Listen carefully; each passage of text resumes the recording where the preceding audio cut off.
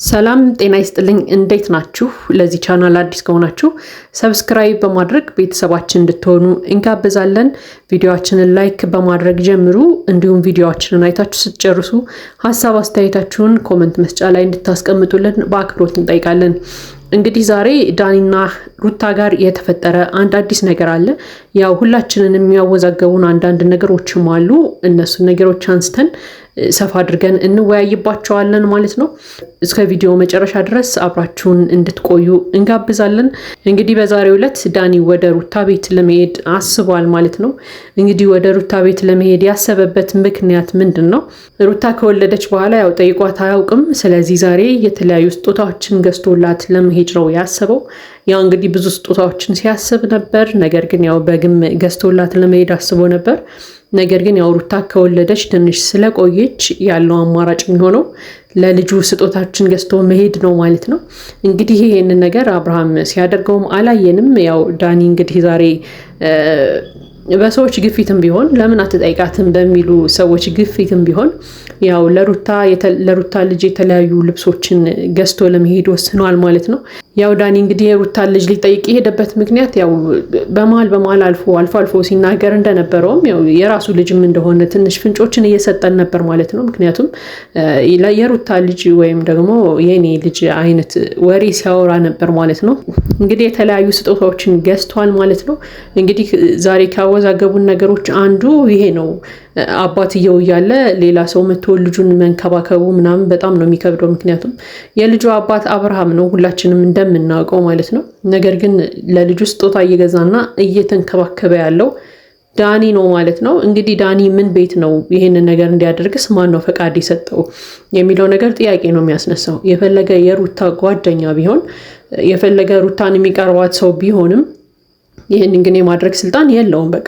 ምክንያቱም አብርሃም ጋር ጠላት ናቸው።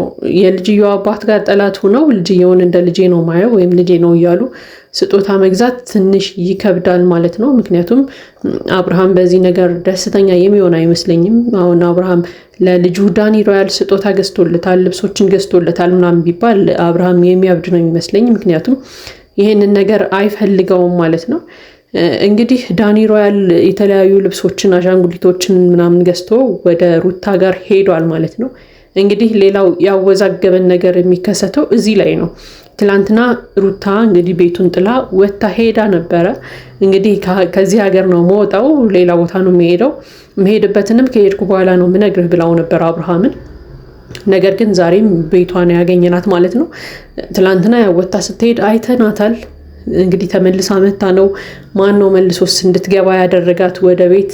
በማን ግፊት ተመለሰች የሚለው የሁላችንም ጥያቄ ነው። ስለዚህ ፕሊስ እንድትመልሱልን እንፈልጋለን ማለት ነው። ምክንያቱም ያው ሩታ አለመሄዷ ጥሩ ነው፣ እዚሁ መሆኗ በጣም አሪፍ ነው። ከአብርሃም ጋር ተነጋግረው የራሳቸውን ውሳኔ ወስነው አብረው የሚኖሩበትን መንገድ ይፈጥራሉ። ይሄ ነገር በጣም ጥሩ ነው፣ ርቃ አለመሄዷ። ነገር ግን ሄድኩ ብላ ከወጣች በኋላ ደግሞ እንደ አንድ ተከታይ የእነሱን ፔጅ እንደሚከታተል ሰው የእነሱ ተከታዮች እንደመሆናችን ደግሞ የተመለሰችበትን ምክንያትም ማወቅ አለብን ማለት ነው። ስለዚህ ሁሉንም ነገር ግልጽ ብታረጉልን መልካም ነው። ምክንያቱም ትላንት አብርሃም የለመናት ነው ጥላ ወጣ የሄደችው፣ እንደማትመለስም ተናግራ ነበር። ዛሬ እንግዲህ ቤቷ ስናገኛት ደግሞ እንዴት ተመለሰች የሚለው ደግሞ የሁላችንም ጥያቄ ስለሚሆን ማለት ነው። ለማንኛውም ዳኒ ሮያል ስጦታዎችን ገዝቶላት ሄዷል፣ ተገናኝተዋል። ያው በጣም ደስተኛ ነበረች እሷም። ዳኒ ሮያልን በጣም ደስተኛ ነበር። ልጁንም አቅፎ ይዞት ነበረ፣ ሲስመው ነበር ምናምንና በጣም ደስተኛ ነበር። ሩታም እንግዲህ ሁሉንም ነገር ረስታ በጣም ደስተኛ ትመስል ነበረ ዛሬ ማለት ነው። ነገር ግን አሁን በጣም ሁላችንም ላይ ጥያቄ እየፈጠረ ያለው ነገር ምንድነው? ትናንትና ታስታውሱ ከሆነ አብርሃም ሩታ አንቺ ይቅርታ አትጠይቂኝም፣ በፍጹም እንደዚህ አይነት ጸባይም የለሽም፣ እኔ አንቺን በደንብ ነው ማውቅሽ፣ ይሄን ነገር ያደረጋችሁት ከዳኒ ጋር አብራችሁ ተመካክራችሁ ነውና ሴራ ነው እንጂ ከልብሽ አይደለም አሁን ይቅርታ እየጠየቅሽኝ ያለሽው እያላት ነበር ማለት ነው ትላንት። እንግዲህ ዛሬ ሩታን ከዳኒ ጋር በዚህ መልኩ ስናያት የአብርሃም ጥርጣሬ ወደኛም እየተጋባ ነው ማለት ነው። ምክንያቱም ሩታ ከመሬት ተነስታ አብርሃምን ይቅርታ መጠየቋ፣ ይቅርታዋንም ጥብቅ አድርጋ መያዟ፣ ደጋግማ ይቅርታዬን ካልተቀበልከኝ እያለች አብርሃም ጋር መጨቃጨቋ የምር ከልቧ ነው ወይ ያስብላል። ምክንያቱም አብርሃምን ወደ ቤቱ ለመመለስ ፈልጋ ወይንም አብርሃም ጋር እንደ ድሮ ለመኖር ፈልጋ ከሆነ ይቅርታ እየጠየቀችው ያለችው ዳኒ ጋር ምን ትሰራለች? ዳኒስ ቤቷ እንዲመጣ ለምን ትፈቅድለታለች? ማለት ዳኒና አብርሃም ጠላቶች እንደሆኑ እያወቀች አብርሃምን ይቅርታ እየጠየቀች በጎን ደግሞ ዳኒ ጋር እንደዚህ አይነት ጊዜ ማሳለፍ ምን የሚሉት ነው? ይሄ ነገር ከልቧ አይደለም ብሎ አብርሃም ያወራንን ነገር እንድናምነው እያደረገን ነው ማለት ነው። ስለዚህ በጣም አጠራጣሪ ሁኔታ ነው ያለው ዛሬ ላይ ስናየው ማለት ነው። ለማንኛውም ሩታ አብርሃም ይቅርታዋን እንዲቀበላት ከፈለገች በዙሪያዋ ያሉ እሷን አፍቃሪ ነን የሚሉ ወንዶችን በሙሉ ማራቅ መቻል አለባት እና ይቅርታዋ ከልቧ እንደሆነ አብርሃም እንዲያምናት ማለት ነው።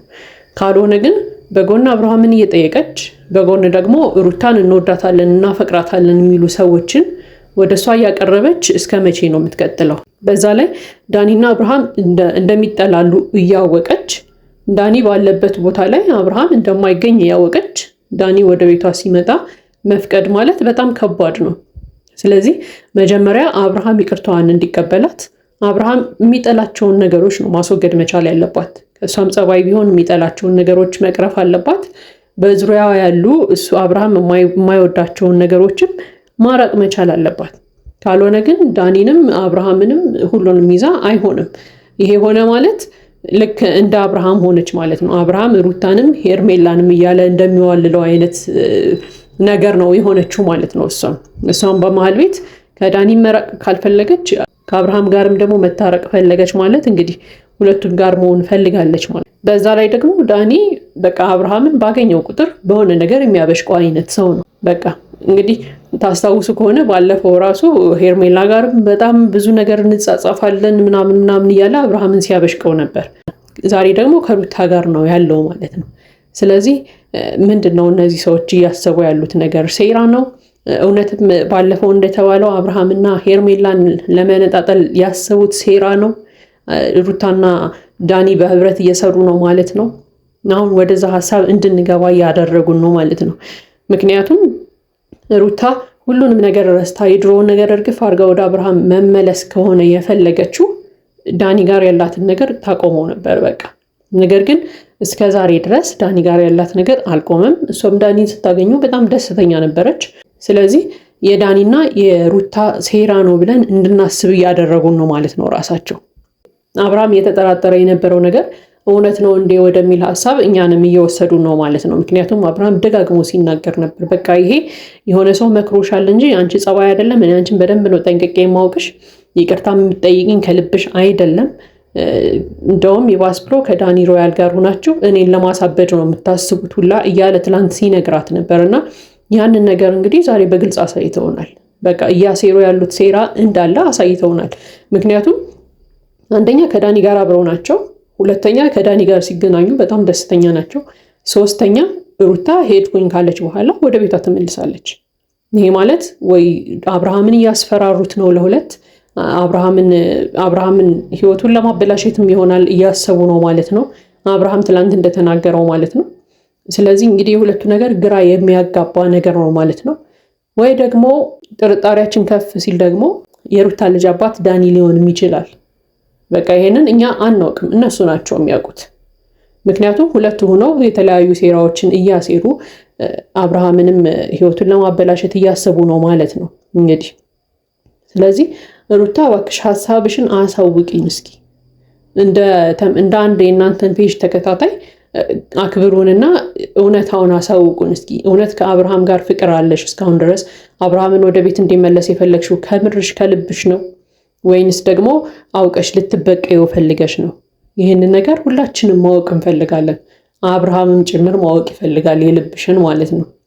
ስለዚህ እባካችሁ ትክክለኛ ህይወትን ብትመሩ መልካም ነው ለሁላችሁ። የምታሴሩትን ሴራ ብታቆሙት ለእናንተም የሚጠቅም ነገር ስላልሆነ ማለት ነው። እንግዲህ የዛሬው ሀሳብ አስተያየታችን ይሄ ነው። የእናንተን ሀሳብ ደግሞ ኮመንት ላይ አስፍሩልን። ለዚህ ቻናል አዲስ ከሆናችሁ ሰብስክራይብ በማድረግ ቤተሰባችን እንድትሆኑ እንጠይቃለን። ላይክ በማድረግ አበረታቱን። መልካም ጊዜ ይሆንላችሁ።